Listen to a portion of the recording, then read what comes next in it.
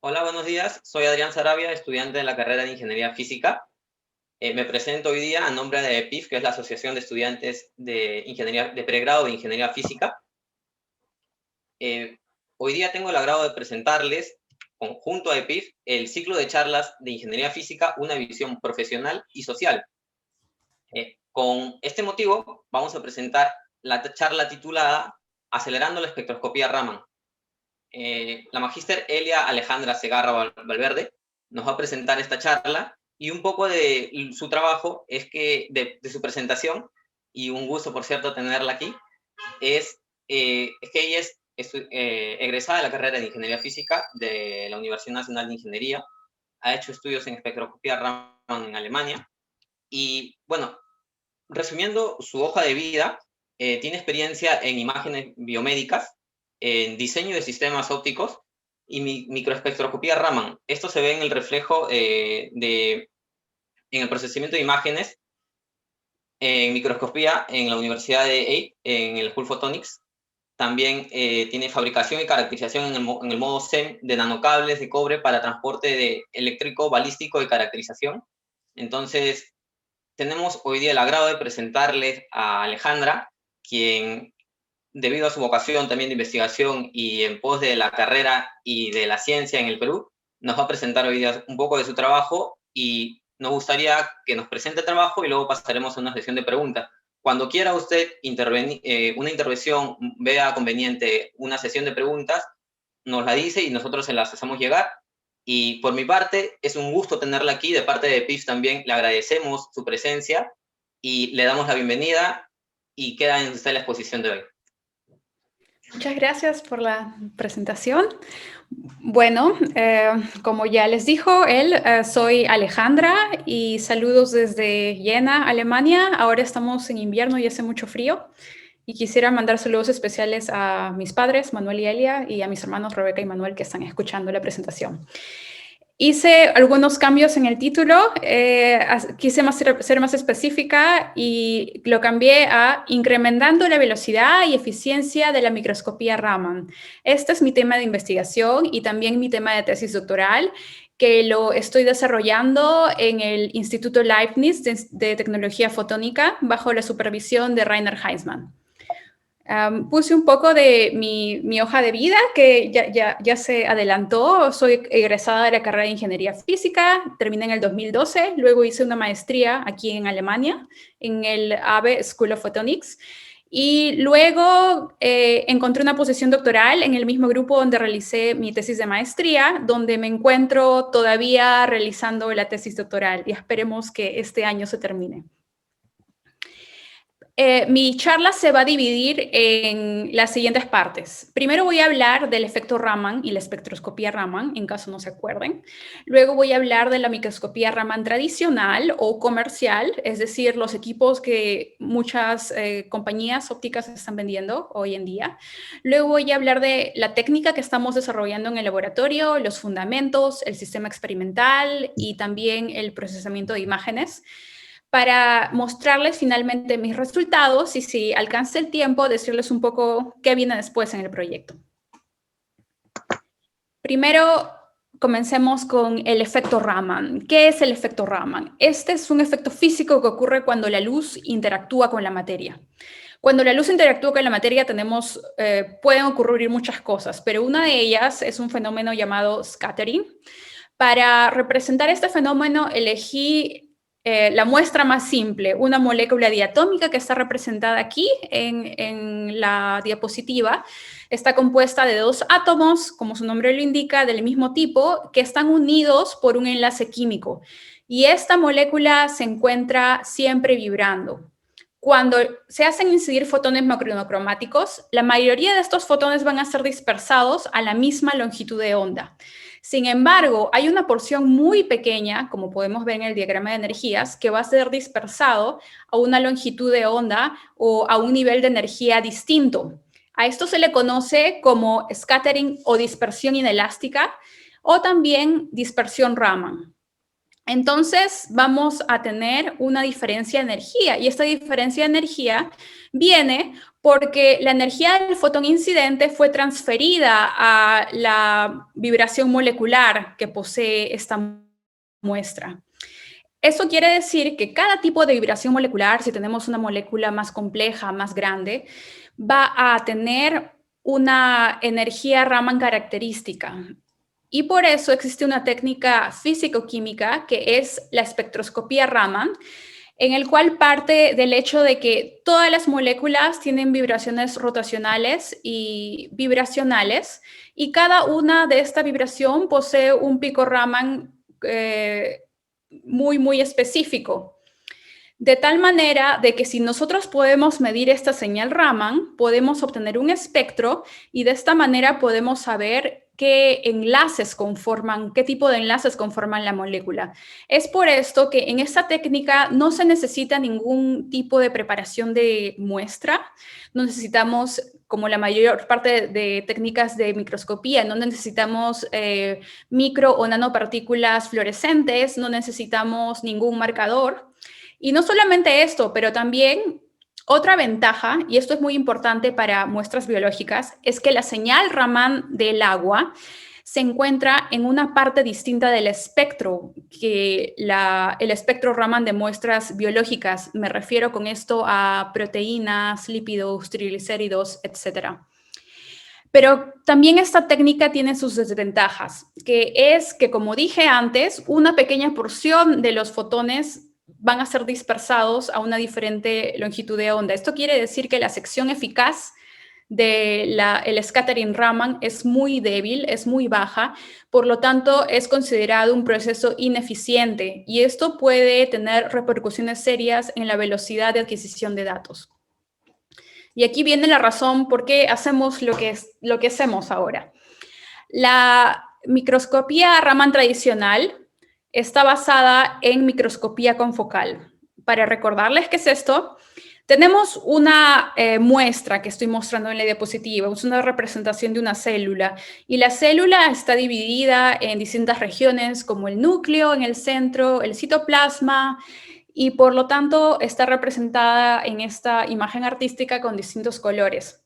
Sin embargo, si nosotros llevamos esta célula al microscopio, esta célula no vamos a ver ningún color, vamos a ver una imagen en escala de grises y solamente vamos a ver diferencias en contraste y ninguna información molecular.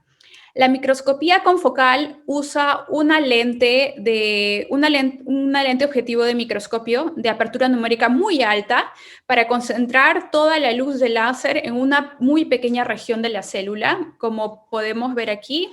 Voy a ver si puedo usar el marcador.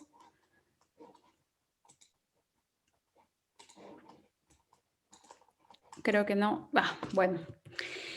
Pero ustedes ven en el centro que estamos iluminando la parte central de la región, pero eso no quiere decir que más allá de este centro hay otras áreas de la célula que también están siendo iluminadas y esto va a llevar a tener problemas en el futuro. Les voy a explicar por qué.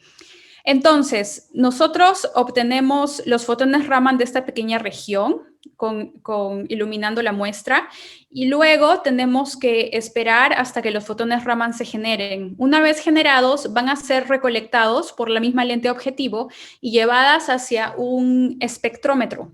De esta manera podemos separar la señal en distintas longitudes de onda y de esa manera identificar los picos Raman. Pero esta solamente es una muestra, es una medición puntual. Si nosotros queremos formar una imagen, tenemos que escanear sobre una región. Es por eso que se hace un escaneo. Y como el efecto Raman, el scattering Raman es tan ineficiente, este escaneo puede ser muy lento. Como resultado tenemos que, por ejemplo, para un microscopio WITEC Alpha 300, es un microscopio que se puede comprar y que lo tenemos en el instituto. La velocidad de escaneo es de casi 6 micrómetros por segundo. Este número no nos dice mucho, pero para Para que entiendan, esto significa que si queremos obtener una imagen de una célula, vamos a tener que esperar en el laboratorio 7 horas. Y claro, en estas 7 horas, experimentalmente, muchas cosas pueden ocurrir. Y no solamente esto, pero este tipo de iluminación en la muestra genera una intensidad en la muestra de 300 miliwatts por micrómetro cuadrado. Esto definitivamente nos va a llevar a tener problemas de fototoxicidad. Vamos a alterar la química de la muestra y por lo tanto no vamos a medir realmente la muestra en su estado original. Entonces, en el laboratorio donde trabajo tenemos una diferente técnica. En vez de usar microscopía confocal, usamos microscopía de luz, o en inglés light sheet microscopy, con Raman. Tenemos la célula, todavía no conocemos nada de ella. Entonces, primero que nada, vamos a iluminarla con un lente objetivo de baja apertura numérica, porque ya no queremos concentrar la luz en un punto. Lo que queremos hacer en esta técnica es concentrar toda la luz en un plano de luz. De esta manera vamos a iluminar no solamente un punto de la célula, pero vamos a iluminar un plano completo. Entonces obtenemos nuestro plano y toda esta sección plana de la célula va a generar fotones Raman y tenemos que recolectarlos. Por eso utilizamos una segunda lente objetivo con apertura numérica muy alta para poder detectar todos los detalles. Y hasta ahora, si les muestro la imagen que obtenemos, todavía es una muestra de escala de grises porque todavía no estamos llevando esta señal Raman a ser dispersada. Entonces, la pregunta siguiente es, ¿qué hay acerca de la resolución espectral? En una tesis de doctorado previa a la mía, se combinó microscopía de hoja de luz Raman con espectroscopía de transformada de Fourier. Se obtuvieron resultados muy buenos. Primero que nada, la velocidad de escaneo pasó de 5 a casi 25 micrómetros cuadrados por segundo.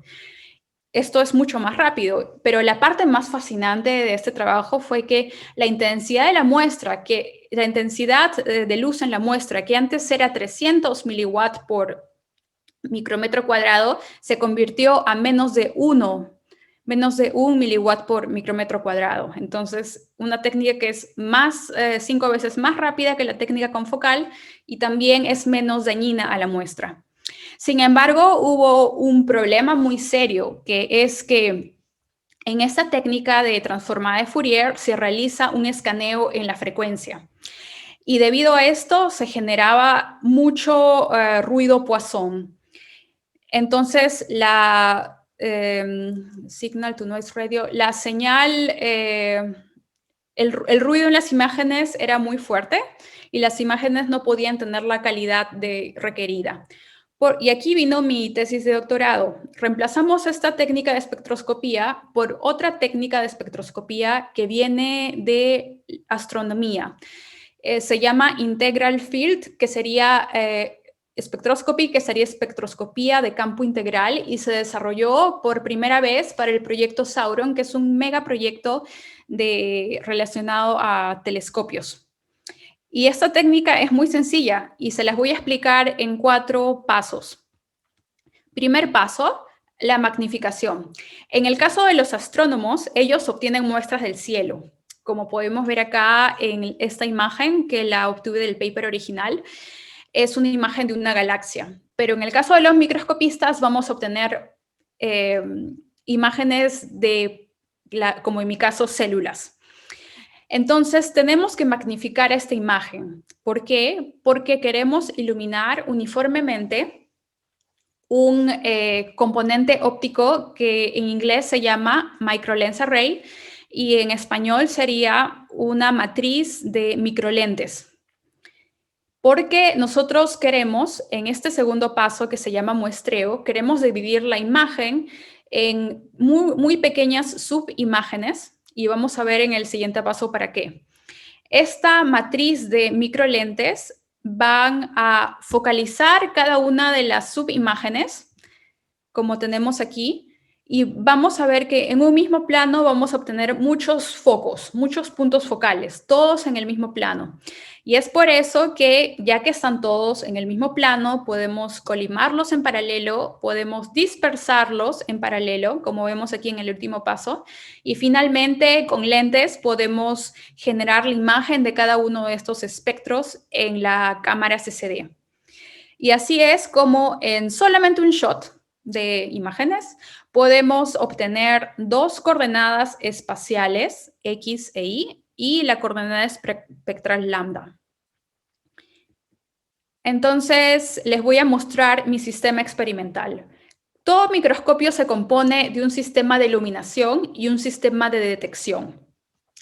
El sistema de iluminación, como les dije antes, en mi caso es un microscopio de hoja de luz que comienza con el láser que vemos acá y está compuesto de muchos componentes de espejos para redireccionar el haz láser. También tenemos lentes, por ejemplo, tenemos en azul la lente cilíndrica que nos ayuda a cambiar la forma del láser, porque nosotros lo que queremos es obtener, como les dije, una hoja de luz. Entonces queremos comprimir en una dirección porque queremos una hoja muy delgada en una dirección del láser y en la otra dirección la queremos expandir. Entonces es por eso que tenemos que usar lentes cilíndricas. Finalmente tenemos el lente objetivo que ustedes ven aquí al final. Y después del lente objetivo tenemos la hoja de luz que hemos querido. Y en el medio de ella podemos poner nuestra muestra. Luego vamos a ver la detección. Una vez que ya generamos la hoja de luz y la muestra ya está seccionada, podemos pasar a la detección, que comienza con un lente objetivo. Luego tenemos unos filtros, porque como les comenté, la señal Raman es muy débil en comparación a la dispersión elástica. Es por eso que tenemos que poner filtros que filtren la dispersión inelástica. Y luego de eso, tenemos una lente para generar la imagen. Luego de eso tenemos el telescopio, que solamente es un sistema de dos lentes que nos va a permitir magnificar la imagen que viene del microscopio. Luego tenemos las microlentes. Luego tenemos nuestro Integral Field Spectroscope, que es una versión muy simplificada del sistema que usan los astrónomos. Tenemos prácticamente un sistema 4F. En vez de usar lentes simples, usamos lentes fotográficas porque ahora estamos trabajando con campos de visión muy grandes, entonces necesitamos usar las lentes fotográficas de buena calidad que nos permitan obtener una imagen muy grande y sin aberraciones. Y en el medio podemos ver la rejilla de difracción que nos va a permitir dispersar toda la señal. Luego tenemos la segunda lente y finalmente la cámara, donde obtenemos nuestra imagen. Entonces, así es como se ve la hoja de luz. No sé si pueden ver mi video, pero si esta es la hoja de luz que tiene que iluminar la muestra, ustedes estarían viendo de esta manera como está mi mano. Entonces, esta es la primera imagen.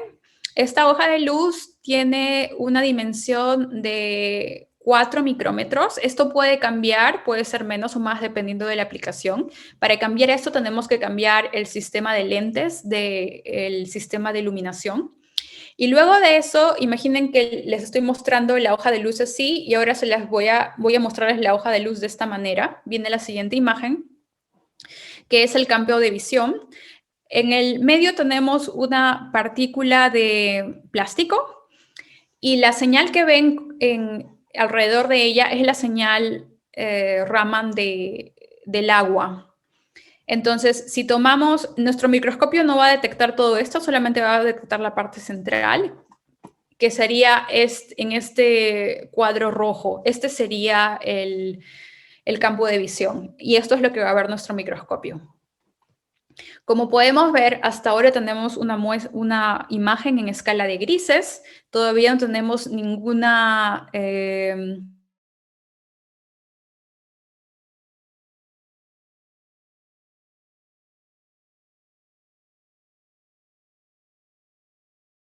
todavía no estamos dispersando la imagen. Antes que les mencioné que teníamos un plano con puntos focales. Así es como se ve. Este es un plano con los puntos focales. Algunos son más débiles que otros, porque algunos corresponden a muestras y otros no tienen absolutamente nada, solamente señal Raman del agua, que es muy débil. Y luego de eso, luego de que llevamos esta imagen a nuestro espectroscopio, obtenemos que cada punto se va a dispersar. Entonces, antes teníamos una matriz de puntos, ahora tenemos una matriz de espectros. Y esta es la parte central de la imagen, que la magnifiqué para que se pueda ver. Y vemos que en esta región hay algo, vemos unos puntos, entonces si magnificamos y tomamos uno de los espectros y hacemos una línea de perfil, trazamos una línea de perfil para ver qué hay, podemos ver que hemos encontrado una serie de picos, que la señal posee picos muy agudos y cada uno de estos picos corresponde, como les dije antes, a una vibración molecular. En este caso, esta es una microesfera de 6 micrómetros de diámetro de un plástico que se llama PMMA.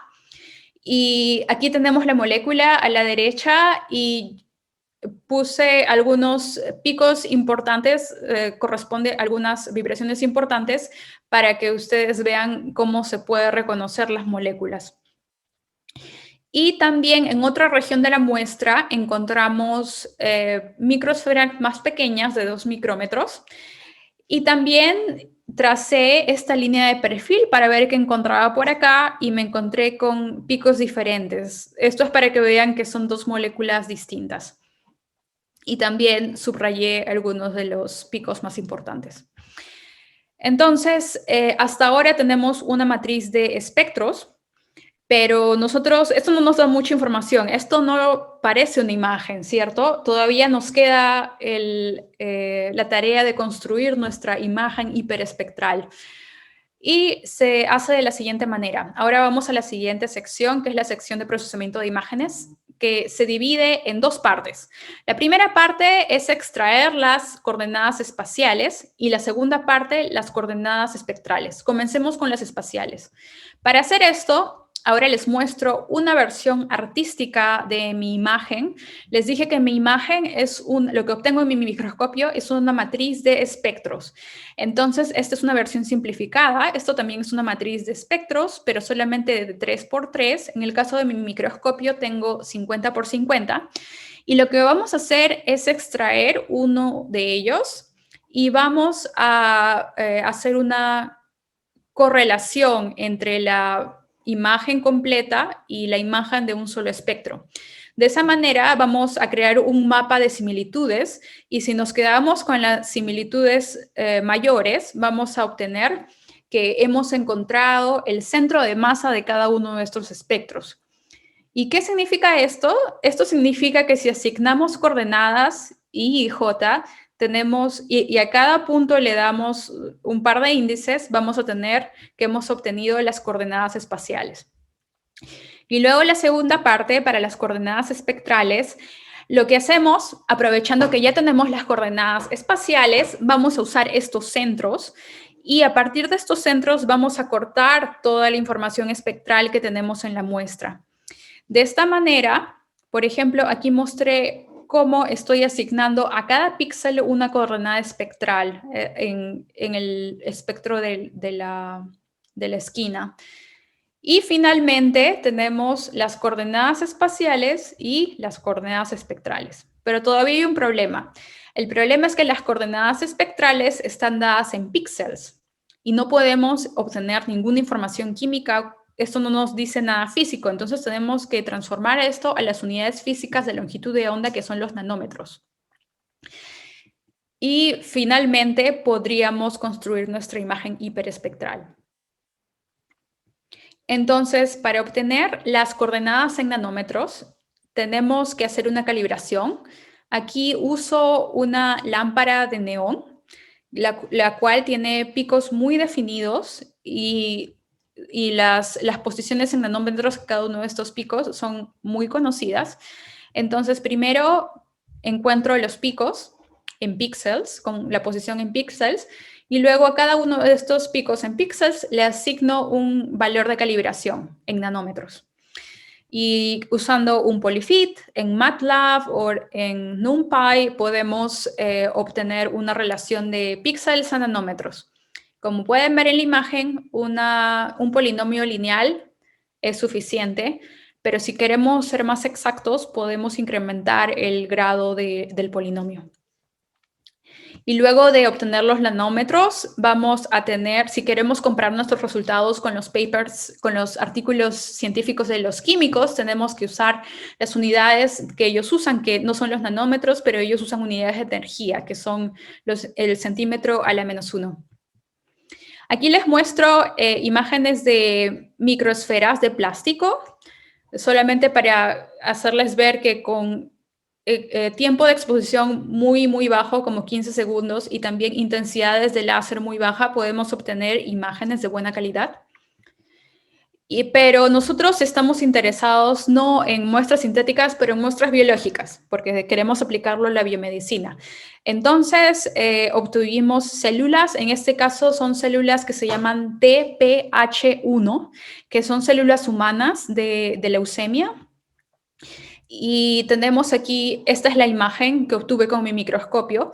Esta fue la primera imagen que obtuve de una célula y me hizo recordar mucho a este personaje del conocido videojuego, pero en una versión muy antigua. Y bueno, como les dije, esta es una imagen en escala de grises, todavía no tenemos ninguna información, pero lo que tienen que recordar es que cada uno de estos píxeles en el tercer eje, porque aquí tenemos una imagen en 2D, en la tercera dimensión, tiene un espectro. Y estos espectros podemos usar algoritmos para clasificarlos y de esta manera determinar cuál es el componente biológico. Y eso fue lo que hicimos. Entonces, podemos ver aquí en esta primera imagen que es posible, clasificando los espectros, discernir y separar el núcleo del citoplasma.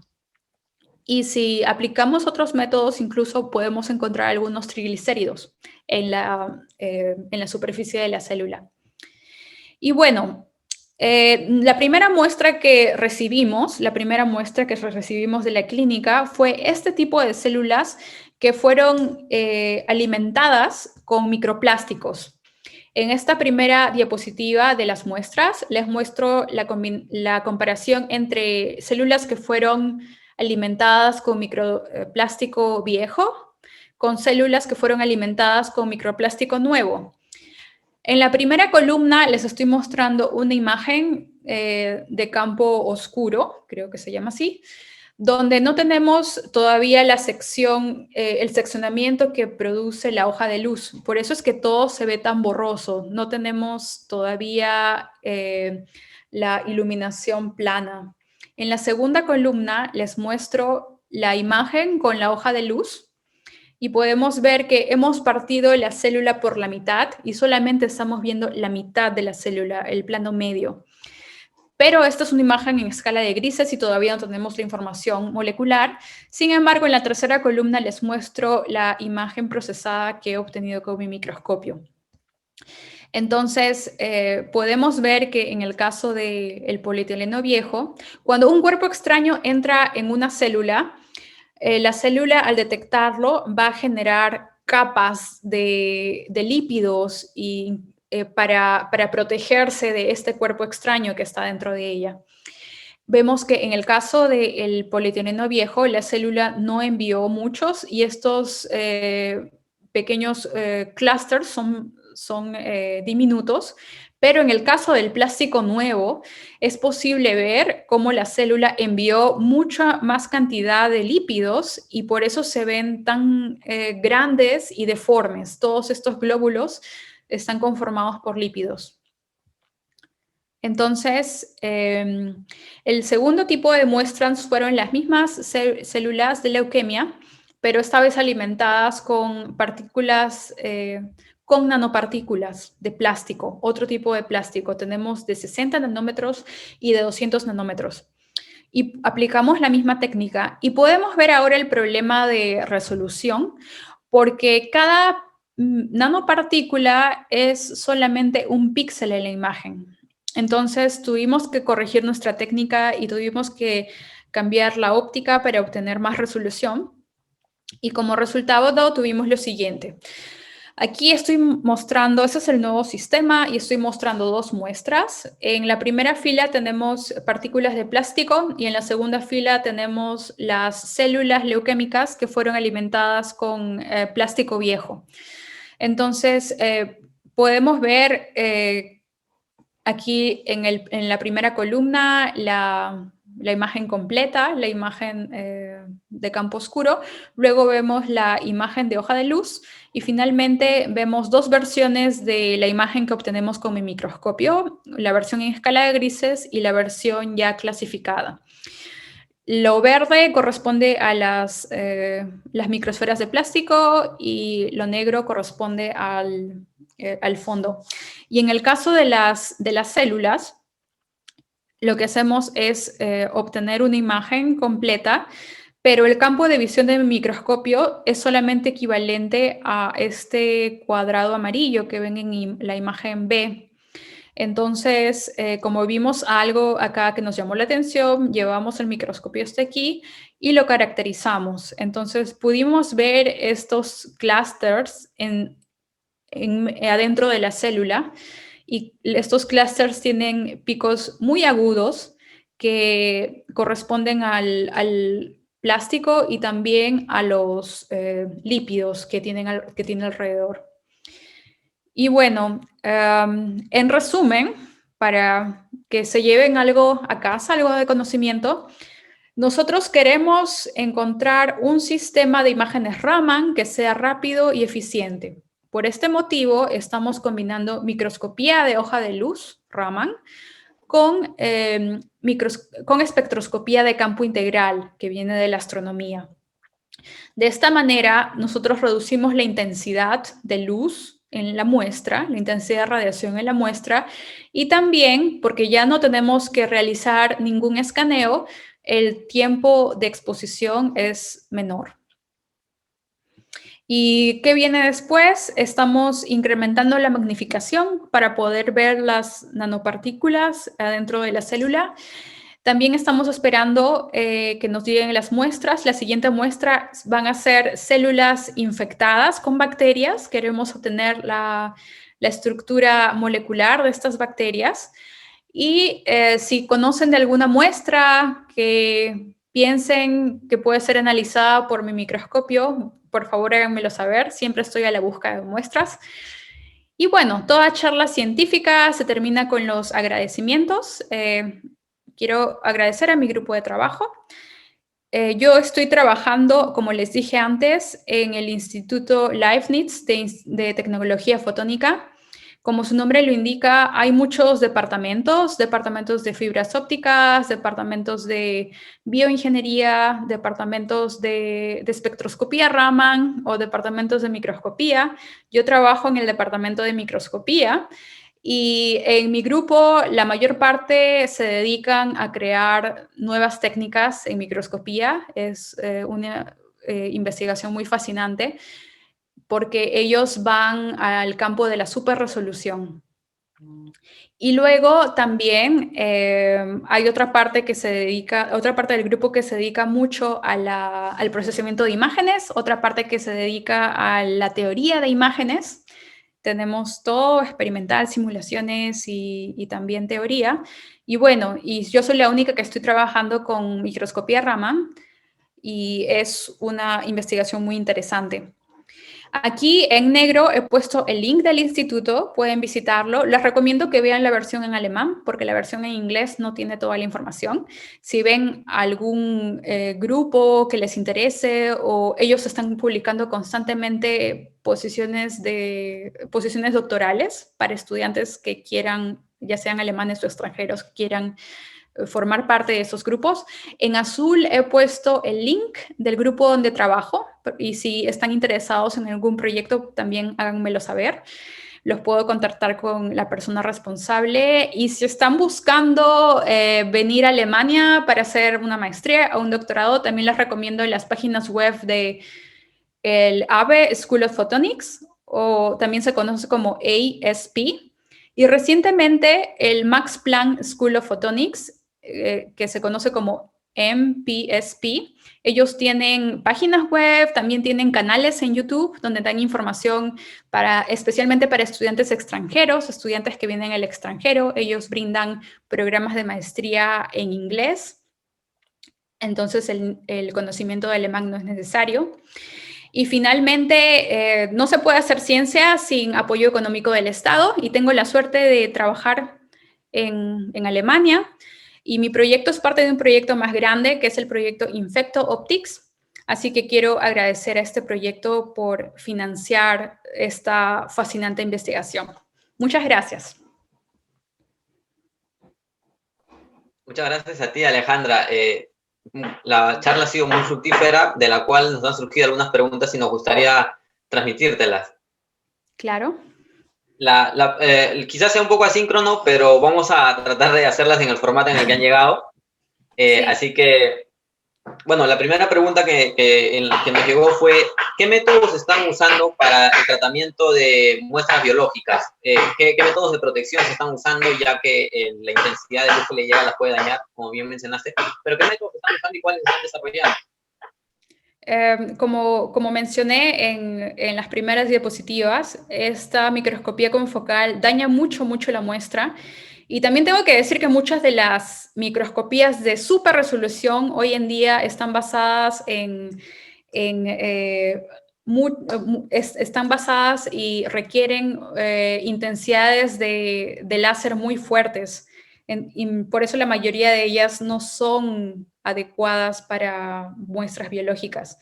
En el caso de microscopía Raman, como les mostré, en vez de concentrar toda la luz en un punto, estamos concentrando toda la luz en un plano. De esta manera usamos la luz de manera más eficiente y ya no tenemos que exponer el resto de la célula a radiaciones altas.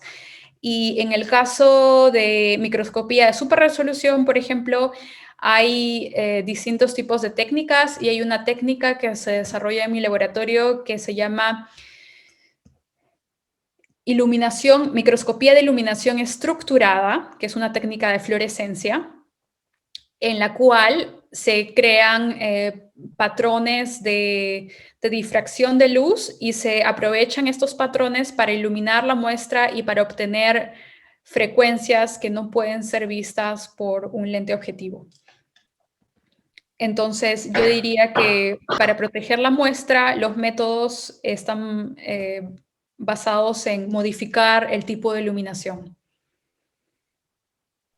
Ok, muchas gracias. Y la siguiente pregunta sería, ¿cómo filtran la señal espectral? ¿Usan un método con los datos de instrumento? ¿Cómo filtran? ¿Cómo La señal separan? espectral. ¿Cómo filtro la señal? ¿O cómo detecto la señal? Sí, supongo que a eso se referían con la pregunta en ese momento. Ya, bueno, voy a responder ambas. Primero que nada, cuando iluminamos la muestra, vamos a ver, incluso cuando iluminas con un láser la superficie de una mesa, vas a ver que la muestra está enviando fotones en todas direcciones del mismo color de láser. Eso es el scattering. Y nosotros vemos a simple vista que la mayoría de esos fotones son del mismo color de láser, porque la mayoría de esos fotones están siendo dispersados en la misma longitud de onda. Pero ahí, bien escondidos, no se puede ver. A simple vista están los fotones Raman. Entonces tenemos que filtrar los fotones de la misma longitud de láser. Por eso usamos filtros de pasabanda o pasa alta o pasa baja, dependiendo del caso. Si estamos hablando de longitud de onda o de frecuencia, colocamos esos filtros en el sistema, y de esa manera los fotones, en mi caso uso un láser amarillo, los fotones amarillos ya no pasan, y solamente pasan los fotones que tienen longitud de onda mayores a la longitud de onda inicial. Eso es los filtros que yo aplico. Y un poco también de cómo van el tratamiento de las señales, nos llegó otra pregunta que bueno, dice así que, ¿cómo se analiza cuáles son las transformaciones que se emplean para pasar de píxeles a nanómetros? Sí, usamos una imagen de calibración. Lo que hacemos es, tenemos un bloque de agarosa, que es como un gel, y lo iluminamos completamente con una lámpara de neón, y así cada uno de nuestros puntos de la matriz va a tener el mismo espectro. Entonces tenemos los espectros de la lámpara de neón, y estos espectros de la lámpara de neón en mi imagen están en píxeles, pero yo sé, porque lo he medido con un espectrómetro comercial, cuáles son los valores de cada uno de esos picos característicos en nanómetros. Entonces, tengo mis datos medidos en píxeles y tengo mis datos de caracterización en nanómetros, y voy a hacer un ajuste polinómico, una transformación polinómica que me va a llevar los datos de nanómetros, de píxeles a nanómetros, y luego cuando encuentro esta matriz de transformación, esta matriz la aplico a mis imágenes Raman. Bien, parece que bien, bien. Muchas gracias por su respuesta. Están siendo muy claras. Y bueno, la otra pregunta sería, ¿qué algoritmos se usan para clasificar los espectros? Hay muchísimos. Esta es la última. He comenzado recién a clasificar mis espectros, desde octubre o noviembre. Hay muchísimos, hay muchos artículos científicos. Y bueno, yo estoy usando un método que se llama BCA, Vector Component Analysis, análisis de vectores componentes. Prácticamente lo que hacen es, tienen todos los espectros y van a encontrar similitudes entre ellos. Y no solamente eso, sino que este programa va a separar todos los espectros que le estoy mandando, depende del número que yo dé al algoritmo, en, por ejemplo, 3 clases de espectro. Y no solamente eso, pero estos 3 van a ser los espectros componentes, y van a asumir que cada uno de los espectros de la imagen es una combinación lineal entre estos 3 espectros. Entonces, cada píxel no va a ser asignado a un solo tipo de molécula, pero puede ser que tenga porcentajes y tenga una composición molecular. Qué interesante estos métodos de clasificación aplicados a la espectrometría, la verdad. Sí, También, hay mucho, es todo un tema. Hay un grupo de investigación, todo un departamento en el instituto en que se dedican a eso, es increíble. sí, y aparte que la minería de datos actualmente está siendo una rama en boga. Uh-huh. También una pregunta aplicada al contexto actual es, ¿qué estudios se están realizando con respecto al coronavirus en su área? Sí, estamos, yo no lo estoy haciendo, pero en el grupo recibimos muestras del extranjero, porque no se producen aquí en Alemania. Quieren lograr obtener la imagen del virus. Tener una imagen de un virus es muy difícil porque el virus es muy pequeño, entonces lo que están haciendo es crear partículas que van a tener enlaces químicos que se van a enlazar a ese virus, y de esa manera poder tener una información información estructural y también química acerca del virus. Es muy interesante. Y también hay grupos que están más enfocados en lo que es la biomedicina y los dispositivos que se usan en biomedicina, y están muy enfocados a la detección, que con una muestra biológica de nuestro cuerpo podamos encontrar si es que tenemos el virus o no. Wow, esas aplicaciones no las había escuchado y la verdad es que seguro que a varios de nuestros oyentes les va a parecer muy interesante. Por ahora, esas son las preguntas que nos llegaron, pero nosotros tenemos como parte de la charla un pequeño formato de entrevista, unas preguntas preparadas para usted, y nos gustaría compartírselas. Claro que sí. La primera pregunta sería, ¿por qué ingeniería física? ¿Cuál fue su motivación? ¿Cómo así llegó a la carrera? Sí, yo tuve, fue muy difícil para mí, y creo que es muy difícil a los 15, 16, 17 años elegir por una carrera. Me pasé por muchas carreras. Lo que sí sabía era que quería estudiar en la uni por el prestigio de la universidad y por el alto nivel académico, pero yo una vez leí un artículo divulgativo acerca de los textiles inteligentes, que haciendo tratamientos con nanopartículas de plata en los textiles se podía generar propiedades, por ejemplo, antibacteriales. Esto me interesó mucho, por eso fui a la carrera de Ingeniería Textil. Pero el problema es que después del segundo año me di cuenta que la carrera de ingeniería textil tenía una aplicación más industrial, no tanto a la investigación. Tuvimos cursos de investigación, pero solamente fueron esos primeros ciclos. Y luego la carrera cambió mucho. Y claro, es fantástico porque responde a una necesidad del país, de la industria textil, pero no era lo que yo quería hacer. Entonces me di el trabajo de visitar muchas facultades. Habré visitado el 60% de todas las facultades de la uni, preguntando a los directores de escuela de qué trataba la carrera, porque en mi familia no hay científicos. Mi papá que está ahí, él es abogado, mi mamá también, entonces no tenía idea cuál era la diferencia entre ingeniería y ciencias. Y lo que más me gustó fue ingeniería física, porque no le daban un enfoque 100% teórico, sino que daban todas las herramientas teóricas para luego desarrollar técnicas para la industria. Eso me llamó mucho la atención. Y en ese momento, cuando escuché esa descripción de la carrera, fue cuando decidí hacer mi traslado y cambiarme la carrera. Ok, muchas gracias. Seguro es un paso es un dato muy importante para muchas personas que ahorita están confundidas con lo que quieren hacer. Sí, definitivamente, es difícil. Y si algo no sale bien, como mi primera carrera, ¿por qué no intentarlo de nuevo? Hay que buscar lo que a uno le gusta. Claro, claro que sí. Y como eso, como has estado buscando lo que te gustaba y todo eso, seguro que has tenido complicaciones en algunos laboratorios, algunos trabajos que han sido un poco difíciles. ¿Cuáles han sido los retos y las motivaciones que has tenido para el trabajo en investigación? Claro, las dificultades comienzan desde los cursos, ¿no? Que son cursos tan difíciles y los exámenes y ir a los sustis y...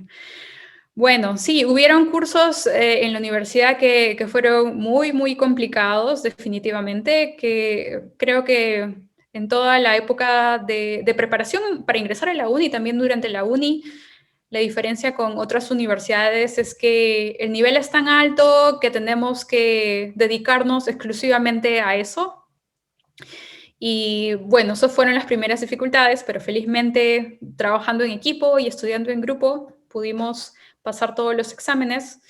Luego, encontrar un tema de investigación, una rama de investigación que me guste. Yo no diría que fue difícil.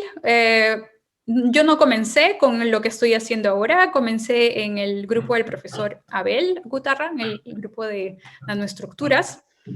Y felizmente en ese grupo encontré un proyecto que él me dio, un proyecto de óptica, y ahí pude descubrir la óptica, pero no fue lo primero a lo que yo inicialmente quería hacer. Creo que lo importante es avanzar en la carrera y las oportunidades se van a ir dando. Y de esta manera uno tiene que estar abierto a conocer distintas cosas y en algún momento uno va a encontrar algo que le va a gustar mucho y uno se va a esforzar bastante para lograrlo. Y has estado respondiendo un poco a nuestra siguiente pregunta, porque está muy relacionado con lo que estás investigando. Pero ¿cuál fue ese momento de epifanía en el que dijiste, yo quiero investigar esto? ¿En qué momento dijiste, sí, eso es lo que quiero? Tengo un estudiante italiano que también usa mucho esa palabra, epifanía, es muy gracioso. Bueno, primero fue un proceso, pero claro, hubo un momento en que hay un cambio en el cerebro que es muy parecido al proceso de enamoramiento. Mi proyecto, porque al inicio en el laboratorio yo ayudaba a otras personas, pero mi primer proyecto fue construir un espectrómetro Raman. Entonces estudié toda la teoría, leí los artículos de instrumentación y me la pasé meses intentando obtener esta señal Raman, porque como les expliqué en la presentación, es una señal muy, muy débil. Entonces, cambiamos muchas cosas en la configuración experimental y una tarde recuerdo que fuimos a medir y en eso, bueno, no teníamos en ese momento una cámara, teníamos tuvo un fotomultiplicador y uno puede ver la señal en el osciloscopio, que es una señal plana, y luego cuando hay un pico, la señal baja. Entonces, ver eso y poder identificar en el experimento lo que yo había estudiado en la teoría, creo que eso fue un momento único. Y desde ese momento pensé, y de ahí todo lo que hice después estuvo relacionado a el efecto Raman, porque fue algo que encontré fascinante. Bueno, y además de la satisfacción que se nota que transmites por tu investigación, por tu trabajo, ¿cuáles son los beneficios que has conseguido con tu trabajo, con el proyecto en el que estás trabajando? ¿Beneficios? ¿Qué Bueno, te primero, ha dejado? claro, muchas cosas, todo lo que tengo ahora, diría. Bueno, primero que nada, el conocimiento, es decir, retar al cerebro a adquirir todo ese conocimiento, a entender las cosas.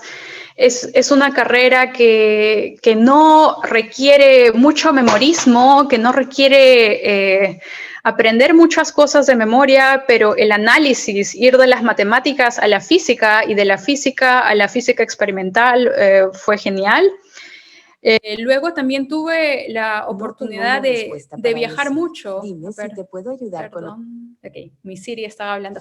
Tuve la oportunidad de viajar mucho. Desde que estuve en el laboratorio del profesor Abel, él nos dijo, y es algo que es cierto porque ahora mi jefe también nos lo dice, la parte más importante de un científico es hacer conexiones, porque de esa manera se crean las cooperaciones y la ciencia crece. Entonces, él nos empujó mucho a ir a simposios fuera de Lima. Me acuerdo que fuimos a Arequipa, también fuimos a Argentina a presentar nuestros temas de investigación y ahí pudimos conocer mucha gente en Sudamérica y también pude viajar a otras partes.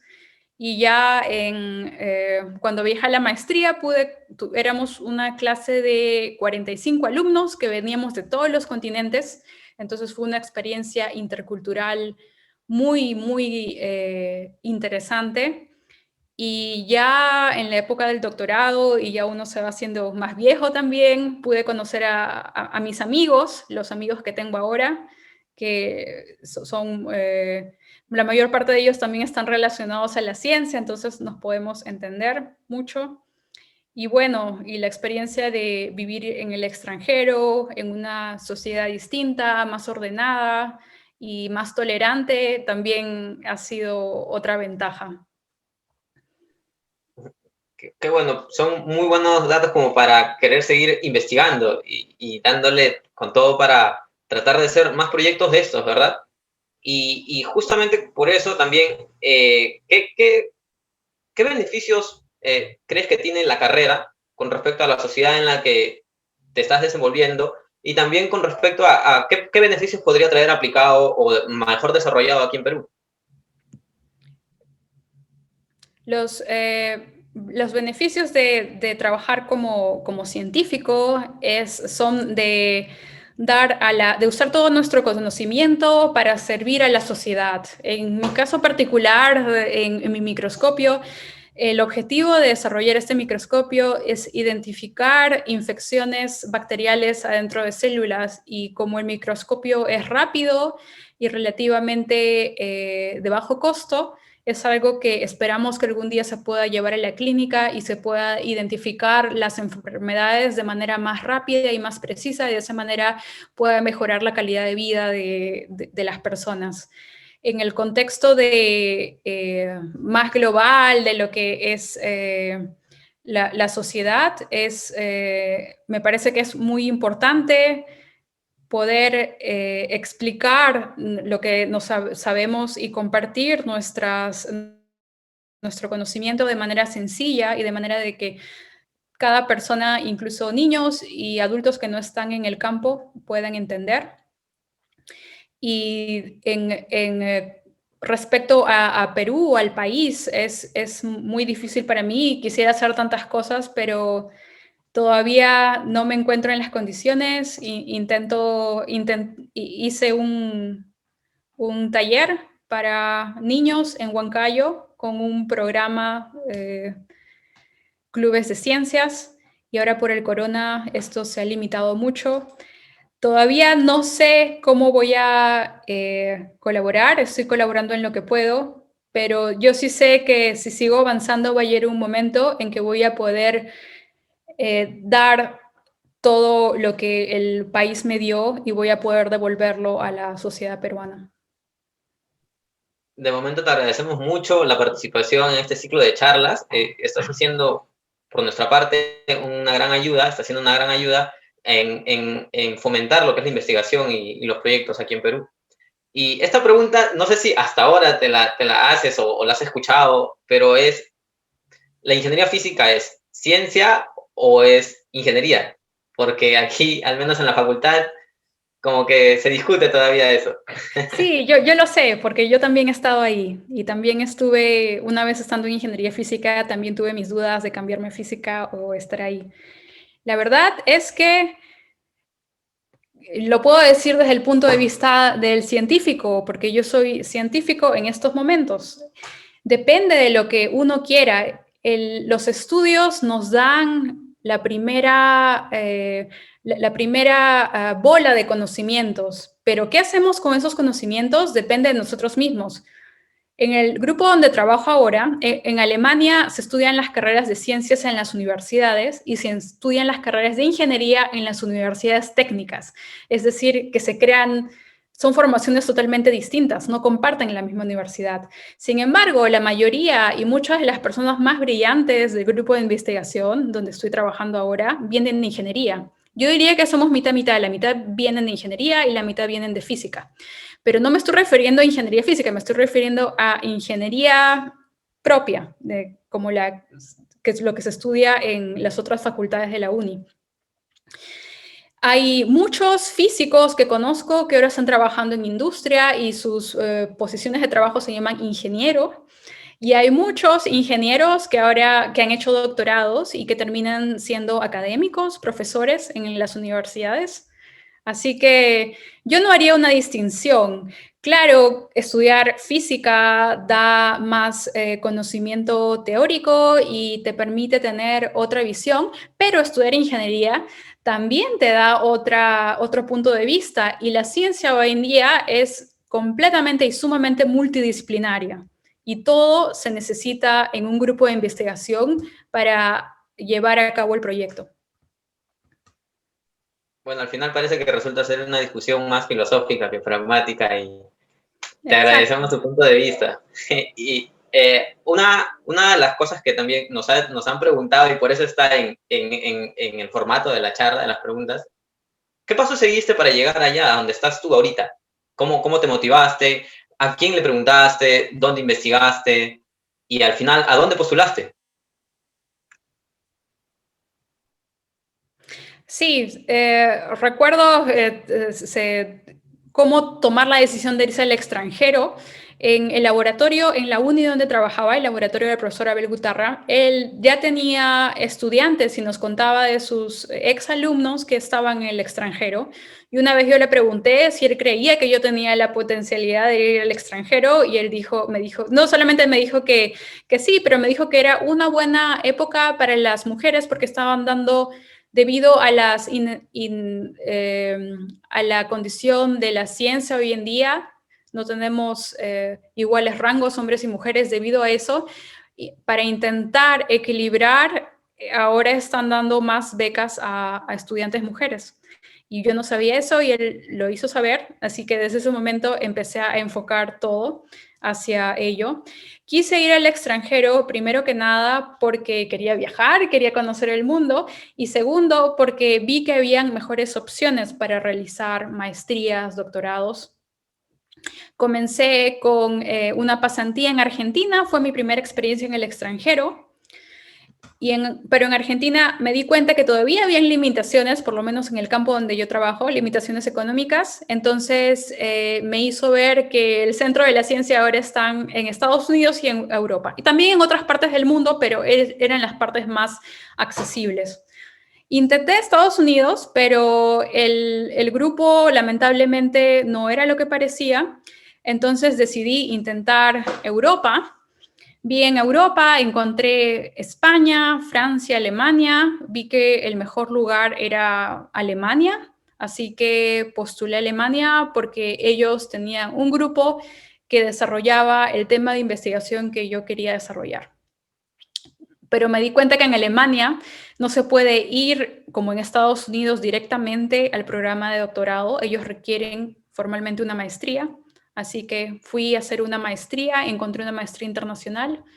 Me aceptaron en la maestría, también me aceptaron en la beca del gobierno de la región donde vivo, que es la región de Turingia. Y gracias a eso y al apoyo de mis padres para ir avanzando en la carrera, pude llegar hasta allá. Y una vez estando en la maestría, encontré el grupo donde quería trabajar y el proyecto fue muy interesante y luego de eso, del proyecto de maestría, me ofrecieron una posición doctoral para seguir el mismo tema de investigación. Y bueno, aquí estoy ahora. Es decir, una cosa lleva a la otra, pero uno no tiene que dejar de intentar y de postular y de buscar. Las herramientas de Internet ahora son las más útiles. Yo encontré esta maestría en Alemania por Internet. Yo encontré el grupo de investigación donde estoy trabajando ahora también por Internet. Así que así fue como pude encontrar mi camino. Muchas gracias por todos estos datos. La verdad que yo he estado tomando nota y seguro que varios de nuestros oyentes también los van a hacer. Ha sido muy interesante toda la charla que nos has brindado, los datos que nos has compartido. Y como un mensaje final, nos gustaría que nos des algunas recomendaciones, algún mensaje para los chicos de la carrera. Y también que hagas hincapié un poco en el trabajo de la mujer ahora y las oportunidades que están teniendo, en las más cercanas a las tuyas, en las que conoces. Uh-huh. Sí, bueno, unas palabras para los estudiantes de ingeniería física. Estudien mucho y aprovechen estos años, estos 5 años. En otros países el bachiller dura solamente 3 años. Estos 5 años de estudios con profesores muy comprometidos que saben mucho del tema. Estos 5 años en la uni van a ser equivalentes. Incluso yo diría que teóricamente van a darnos más que las mejores universidades de Alemania. Aprovechenlo, estudien mucho y también dedíquense a buscar un grupo de trabajo, algo que les cause pasión, no solamente algo que ustedes puedan ver. Visiten los grupos de investigación, ya serán teóricos, experimentales o de simulación, y siempre piensen también a futuro qué pueden ustedes construir con eso. Y no se olviden de divulgar, es muy importante. Nosotros estamos recibiendo conocimientos en una universidad nacional, estamos siendo financiados con los impuestos de los peruanos, de tantas profesiones muy sacrificadas, como por ejemplo las enfermeras. Tenemos que tener eso en consideración y tenemos que dar todo este conocimiento también a la sociedad. El Perú no tiene un muy buen nivel de educación en comparación a otros países del mundo, pero yo creo que si todos nosotros nos proponemos divulgar las ciencias en nuestras casas, a nuestros amigos, podemos lograr construir una sociedad con mayor conocimiento y menos ignorancia. Y en el caso de las estudiantes mujeres, yo tuve problemas en la facultad, no con los profesores, tuve problemas con mis compañeros de clases, pero lo más importante es estar convencidas de nuestros conocimientos, no dejar de que la manera de pensar de algunas personas puedan definir lo que nosotros pensamos de nosotros mismos. Nosotros tenemos que tener nuestra familia, nuestros amigos, y lo que piensa el resto en realidad no va a afectarnos. Una vez de que estamos seguras de nuestros conocimientos y que nosotros también podemos realizar cosas, también podemos llegar a ser científicas famosas, a ser profesores universitarias, a trabajar en industria, también podemos llegar a ser los jefes o las jefas. en ese momento vamos a poder lograr lo que nos proponemos. Muy buen mensaje de lucha y empoderamiento, la verdad. Te agradecemos por tus palabras, por todo lo que nos has brindado hoy día, y también agradecer la presencia de tus padres que nos están viendo ahora, nos hacen sentir que tenemos, tenemos otro público ahí también. Muchas gracias, saludos. Gracias a ti, Alejandra, saludos allá en Alemania, y de nuevo te agradecemos de parte de PIF, de parte mía personalmente también, ha sido una experiencia muy gratificante, y seguro que es muy fructífera también. Así que, de nuevo, muchas gracias y un saludo muy grande. Ya, muchas gracias, Adrián. Entonces, Hasta hasta luego. la próxima. Un gusto.